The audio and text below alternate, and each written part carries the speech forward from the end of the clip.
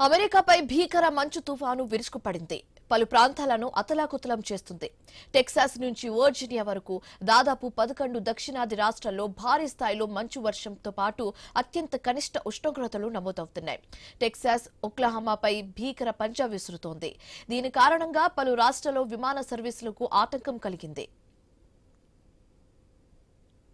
అవసరమైతే తప్ప ఎవరు బయటకు రావద్దని హెచ్చరికలు జారీ చేశారు అధికారులు. వాతావరణ హెచ్చరికలతో అమెరికాలోని పలు రాష్ట్రాలు అప్రమత్తమయ్యాయి. Kentucky, Virginia, Kansas, Arkansas, Georgia, Mississippi సహా పలు రాష్ట్రాలు అత్యయిక పరిస్థితిని విధించాయి.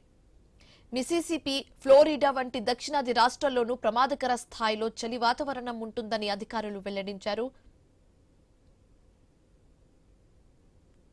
మంచు తుఫాను కారణంగా ఎయిర్ ఇండియా అలర్ట్ అయింది.